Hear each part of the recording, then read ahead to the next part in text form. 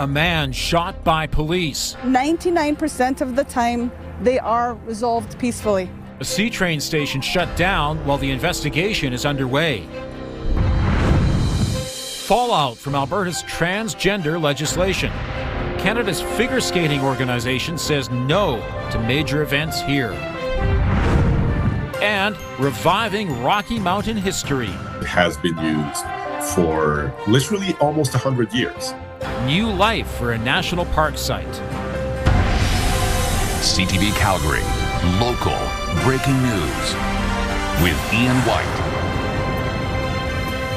Good afternoon. A man is in hospital with serious injuries after being shot by Calgary police at the Dalhousie LRT station. The station is closed as an investigation into the officer's shooting takes place. Terry Fikowski is live at the scene. So Terry, take us through what happened there. Ian, police say that a man with a knife was shot behind me here on the pedestrian pathway, just steps away from the doors and the entrance of the LRT station. And today you could still see bloody clothing as well as items on that pathway, which was blocked off by investigators. Police say they were called here around 11:30 this morning over a man with a knife acting aggressively and erratically to a peace officer in the parking lot. Now, he ended up being shot by police and taken to hospital in serious condition, which we're told he remains in stable condition tonight. No officers or other bystanders were hurt. The Alberta Serious Incident Response Team was brought in, which investigates police shootings. The police chief says that limits what she can share with the public, but today she did defend her officers' actions. Our members acted swiftly to protect the public in this very dangerous situation. While I cannot speak to the specifics in this case, we know our officers are regularly faced with incidents that are unpredictable and can escalate very quickly, as did this. We were told that there were a number of witnesses and people around at the time of the shooting. The station does remain closed right now, which is, of course, it's a busy station, so impacting LRT users. There are shuttle buses across the street that are being brought in to help people between Dalhousie and Brentwood stations. But Ian, we did just receive an update from police that they are expecting for things to clear here and for this station to reopen within the next 30 minutes. Back to you. Good to know. Thank you, Terry. Skate Canada will no longer host events in Alberta due to the province's new sports gender law, which impacts transgender athletes. Alicia Fielberg joins us. So, Alicia, what kind of events will this impact? Ian, Skate Canada says it will no longer host national and international level events in Alberta. Now, Calgary has hosted two of these events recently, including the 2025-26 Skate Canada Challenge at the end of November, and last year, the 2024 National Championships. The Skate Canada says its decision not to have events like these in the province anymore was made after reviewing Alberta's Fairness and Safety in Sport Act, which came into effect September 1st. The law prevents transgender athletes from Alberta who are 12 and older from competing in female amateur sports. Now, in a statement, the organization said, following a careful assessment of Alberta's Fairness and Safety in Sport Act, Skate Canada has determined that we are unable to host events in the province while maintaining our national standards for safe and inclusive sport. Now, the province has reacted with its own statement. Part of it says that it is disappointing that Skate Canada is refusing to support and protect their own female athletes. Alberta's policies protect women and girls and ensure that female athletic competitions are fair and safe. The province says the International Olympic Committee has the same rule. Skate Canada says that it will monitor legislative developments and will reassess hosting opportunities as circumstances evolve. While Alberta will not be considered when Skate Canada books these events, Alberta athletes are still welcome to participate in Skate Canada programming and competitions. Ian. Alicia, thanks very much. The city has not been made aware of the province's plans to shut down the Sheldon Schumer supervised consumption site set for next year. Calgary's mayor says he has not been briefed on a timeline, and the province has no new details on how it will be shuttered. Harm reduction advocates say closing the site will have a devastating impact on people that use it. Others lean toward a recovery model approach to help those with addictions. Calgarians near the site are split. They were just handed out their needles or which then moved on to pipes. which I would find on my property on a daily basis. So it is cleaning up.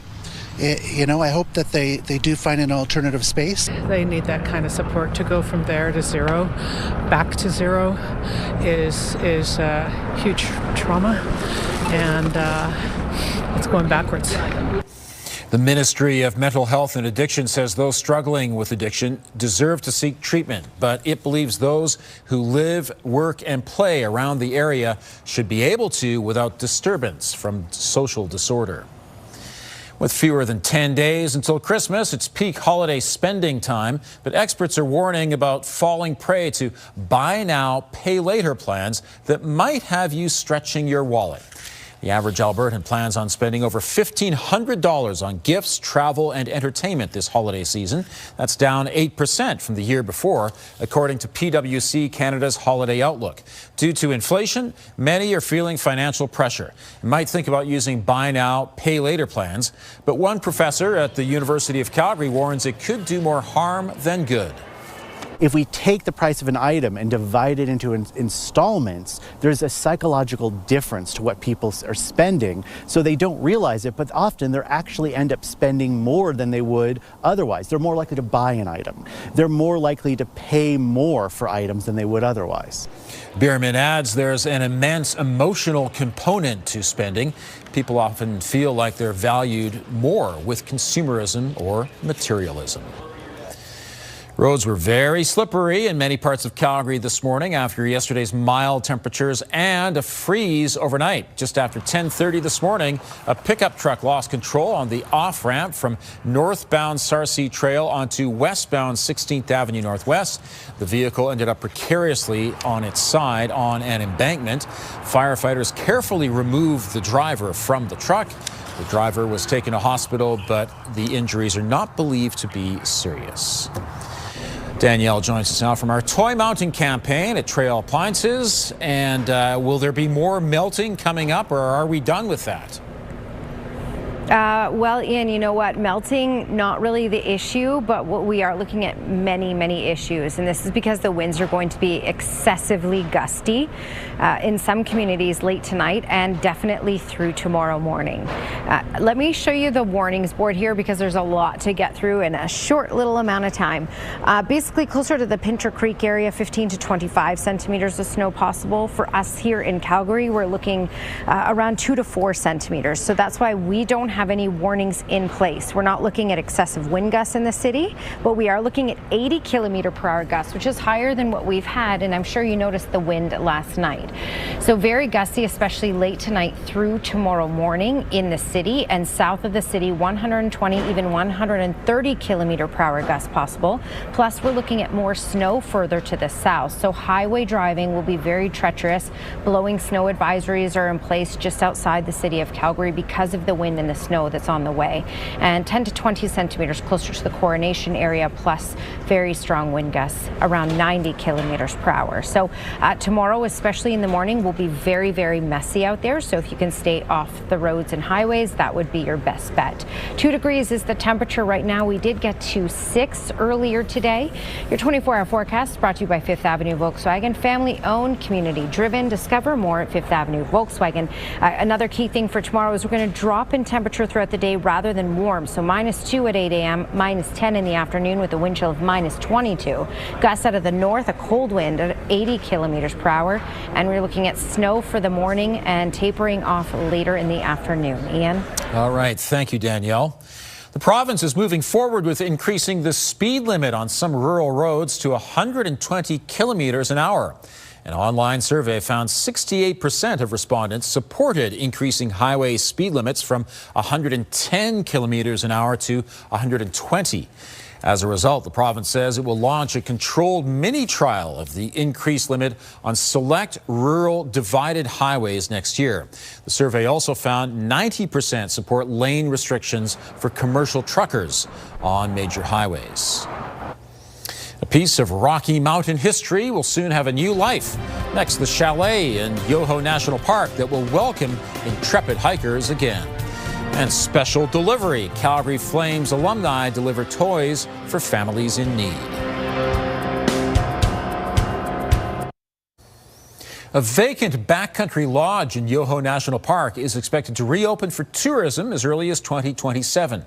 Parks Canada has just chosen a new operator for Twin Falls Chalet. The government owns the site but leases it to operators for a cut of the profits.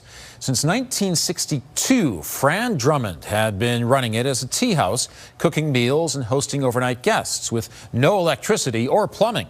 Parks Canada said she was no longer meeting the terms of the agreement, so ended it in 2019. The Alpine Club of Canada is now preparing to offer it to visitors as a hut instead. That means no staff and guests bring their own food and bedding. The club also plans to install solar power and a lounge with space to commemorate the chalet's history. Being able to use it like it has been used for literally almost 100 years. So that's pretty unique, and we're really looking forward to that being possible again. It's a beautiful building. There's complexities. Anybody who's done construction with any heritage buildings knows the challenges that come with that. The Alpine Club hopes it may be ready to open to guests by August of 2027. We have more details on our website. A program to help parents in financial hardship got a big boost from Calgary Flames alumni today. The Holiday Gift Room is run by the Women in Need Society. Each year, WINS creates a welcoming environment where parents in need can select new gifts for their children. There's no cost. Items for everyone from newborns up to 17-year-olds are available. This afternoon, Flames alumni delivered a huge haul of toys and other items. We'll be opening our doors to people tomorrow that are unable to afford gifts for the holiday season. We'll have parents come through the holiday rooms and choose the items for their children that they'd like to be able to gift them this holiday season. We're delivering our gifts, so we've had drop-off locations all over the city over the last couple weeks here. And today we're getting together and delivering to some of our recipients. Registration began a month ago, and 1,600 people are signed up to receive gifts. There is an overflow list that WINS will call if enough gifts are available. More info is at winsyyc.ca. Okay, Danielle, there was so much going on your weather map earlier. It's a busy, busy day. Yes, busy day. Out there, yes, and in here. So we're at Trail Appliances Deerfoot Meadows location. I'm joined by Sean Farrow with Trail Appliances, and this is the location where all the toys are collected. So it's one of the almost 30 drop-off locations, but it's also where all of them are collected. You can see the Trail Appliance elves behind here. So Sean, please tell us why Trail Appliances wanted to be involved in this for so long. Well, yeah, this is our 9th year, and together with Whirlpool, who's been with us for the same number of years, we've been involved because it's really important for us to give back to the community. We've been in business now for 51 years, and it's really important that, to give back to the folks that have given to us and supported us over the years. Okay, so tell us, how is it going so far this year? Well, we're just over 6,000 toys up to date, but today has been a big day. So I think by the time we get to the next update after 6, you're going to see a significant jump. Okay, so and for the Christmas elves back here, they're going to have to tighten up the belts. Normally at Christmas time you're loosening up the belts with all, but this is they're very active. This has been a very busy day. We keep seeing people dropping off toys here, and I'm sure the other drop-offs. Stopped. Yeah, and we've had drop-offs from many of the other locations have been collected by MJ Campbell and dropped off. Fantastic. So it's been a big day. It has been a big day. Well, thank you to our wonderful community for all the donations. Again, this goes to Help Fears Not Love year-round. All right, now we got to switch gears, talk about the weather. Lots you need to know. So 130 km/h gusts possible south of the city of Calgary tomorrow. And in Calgary, we're looking at 80 km/h gusts. That's the key story. Another thing is we've had such warm temperatures. Check this out. We're sitting at 2 degrees in Calgary right now. We got to a high of 6 earlier today. Brooks is at 6 and it's 5 in Medicine Hat. So very toasty for this time of year. Here's a look at gusts so far today. 41 km/h in the city, but 91 in Pincher Creek and Medicine Hat, and over 70 in Lethbridge. This will intensify late tonight and through tomorrow morning. So south of the city, We're looking at basically from Pincher Creek over to the Lethbridge area, 120 to even 130 kilometer per hour gusts. To the east of that and up along the Saskatchewan border, 90 kilometer per hour gusts possible. And as you can see, Calgary is the one little spot in southern Alberta not under a watch or a warning or anything. But we're still looking at 80 kilometer per hour gusts in the city tomorrow. And some snow at times, 2 to 4 centimeters. So that will be blowing around and reducing visibility. So when we look at tomorrow, and even right now, there will be intense snowfall, consistent intense snowfall in the mountains. That's why further off to the west along the mountains, that's where we're looking at some of the higher amounts expected from this. And some localized areas could get those 20 centimeters of snow. Another localized area that will be more of a bullseye spot is north of Brooks, and that's where we could see over 10 centimeters. And then again, just to the west of Pincher Creek is the other bullseye area where over 10 centimeters is certainly likely with this. Lethbridge picking up 3 from this, 7 in Milk River, 4 in Okotoks, and 2 to 4 in Calgary, about 2 to 4 in Cochrane as well. And the timeline on this is tonight through tomorrow. Really tonight through tomorrow morning is when we're looking at the bulk of the snow for Calgary specifically. 2 to 4 centimeters will likely fall tonight through tomorrow morning. Another key thing, it may kick off with some freezing rain. So in addition to all that's melting and then the quick freezing that we're going to get as temperatures plummet tomorrow, we're also adding freezing rain and then snow on top of that. So very slick road conditions with many slippery spots, ice underneath that snow. -2 will be the temperature in the morning, and then we'll plummet to about -10 in the afternoon. So be prepared for that. In the afternoon, our wind chill will be in the -20s. We get back to the freezing mark on Thursday, and daytime highs will be back down to the -teens for Friday and the weekend. Danielle, thanks very much. It's not just Albertans weighing in with opinions on pipelines. Still ahead, a new poll gauges the views of people across the country.